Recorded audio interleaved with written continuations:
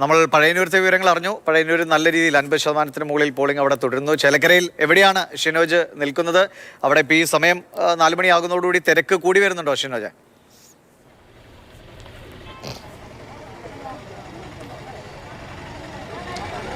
ദിവിഷ, ഞാനിപ്പോൾ ഉള്ളത് തോന്നൂർക്കരയിലാണ്.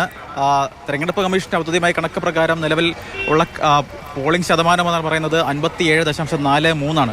ചേലക്കരയിൽ ആകെ വോട്ടർമാരെന്ന് പറയുന്നത് 2,11,103 വോട്ടർമാരാണ് ഉള്ളത്. ഈ കണക്കനുസരിച്ച് ആണെങ്കിൽ ഏകദേശം 1,21,000-ലധികം വോട്ടർമാർ അവരുടെ സംവിധാന അവകാശം ഇതിനോടൊപ്പം തന്നെ വിനിയോഗിച്ച് കഴിഞ്ഞു. രാവിലെ മുതൽ വലിയൊരു തിരക്ക് ചേലക്കരയിൽ എല്ലാ ബൂത്തുകളിലും ഉണ്ടായിരുന്നു. പക്ഷേ അത് ഇടയ്ക്ക് ഒരു 12 മണിക്ക് ശേഷം അത് അല്പം താളം ഒന്നല്പം കുറഞ്ഞിട്ടുണ്ട്. എന്നാൽ അതിനുശേഷം വീണ്ടും ശക്തിയാർജിച്ച് വരികയാണ്. ഞാനിപ്പോൾ നിൽക്കുന്ന തോന്നൂർക്കരയിലെ 78-ാം നമ്പർ ബൂത്തിൽ നമ്മൾ രാവിലെ വരുമ്പോഴും ഉച്ചയ്ക്ക് വരുമ്പോഴും ഒക്കെ തന്നെ ഈ വലിയ രീതിയിലുള്ള തിരക്ക് നമുക്ക് ദൃശ്യങ്ങളിൽ കാണാൻ കഴിയുമായിരുന്നു. ഇവരെല്ലാം തന്നെ ഏകദേശം 1.5 മണിക്കൂറായി ഇവിടെ കാത്തു നിൽക്കുന്ന ആളുകളാണ്. വോട്ട് രേഖപ്പെടുത്തുന്നതിന് വേണ്ടി എത്തി നിൽക്കുന്ന ഏകദേശം 1.5 മണിക്കൂറായി നിൽക്കുന്ന ആളുകളൊക്കെ ഉണ്ട് അല്ലേ? എത്തിയിട്ട് കുറേ നേരമായോ? കുറേ നേരമായി. നിൽക്കാൻ വയ്യാത്ത മാത്രമേ ഉള്ളൂ. കാലുവേദന. ഒരു ദിവസം പ്രശ്നം കുഴപ്പമില്ല. എത്ര നേരം നല്ല വോട്ട് ചെയ്തിട്ട് നിങ്ങളുടെ നാട്ടിലൊക്കെ ഇത്തരത്തിൽ ഈ ചേലക്കര എന്നൊക്കെ പറയുമ്പോൾ ആദ്യമായിട്ടായിരിക്കും ഇത്തരത്തിലൊരു അല്ലെ മാധ്യമങ്ങളിലൂടെയും പത്രത്തിലും ടി വിയിലും ഒക്കെ എവിടെ തുറന്നാലും ചേലക്കര മാത്രമേ ഉള്ളൂ. അപ്പൊ നിങ്ങൾക്ക് അതിനൊരു ഊർജ്ജമുണ്ട്. കണ്ടപ്പോ ഞങ്ങൾ കണ്ണ് തള്ളിപ്പോയി. ഞങ്ങൾ ആദ്യമായിട്ട് കാണല്ലേ ഇതൊക്കെ ചാനലുകാരൊക്കെ അല്ലേ?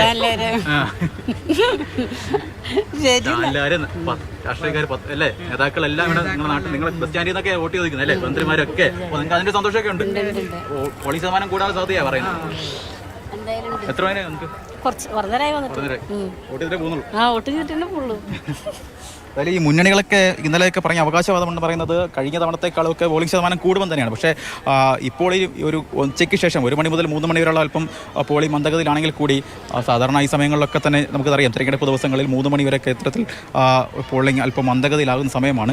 പക്ഷേ 4 മണിക്ക് ശേഷം വീണ്ടും കുറച്ചുകൂടി ഉഷാറാകും. അപ്പോൾ വീണ്ടും ഇപ്പോൾ ഈ പറയുന്ന 57% പിന്നിട്ട് കഴിഞ്ഞിട്ടുണ്ട്. അപ്പോൾ ചേലക്കരയിൽ മുന്നണികൾ പ്രതീക്ഷിക്കുന്ന പോലെ ഭേദപ്പെട്ട അല്ലെങ്കിൽ മികച്ച ഒരു പോളിംഗിലേക്ക് പോയേക്കാനുള്ള സാധ്യതകൾ തന്നെയാണ്. അതിനി ആരുടെ വിജയ സാധ്യതകളെയാണ് ഈ കട്ടയ്ക്ക് മത്സരം നടന്നതുകൊണ്ട് ഞാൻ നേരത്തെ പറഞ്ഞതുപോലെ ആളുകളെ അവസാന നിമിഷം എത്തിക്കുക എന്നുള്ളതാണ് മുന്നണികളുടെ 3 മുന്നണികളും ആ രീതിയിലായിരിക്കും ആളുകളെ എത്തിക്കുക. പക്ഷേ അതേസമയം വയനാട് നമ്മൾ പറഞ്ഞതുപോലെ വയനാട് വലിയ കൺസേൺ ഒന്നും ആർക്കും ഇല്ല എന്നുള്ളതാണ്. അപ്പോൾ അതെ, ഭൂരിപക്ഷം എത്ര എന്നുള്ളത് പറയുന്നത് കൊണ്ട് തന്നെ ആ രീതിയിലൊരു മന്ദഗതിയിലാണ് നമുക്ക് വയനാട്ടിൽ ഏറ്റവും ഒടുവിലത്തെ അപ്ഡേറ്റ്സ് പ്രകാരവും ആ ഡിജിറ്റ് കാണാൻ കഴിയുന്നത്.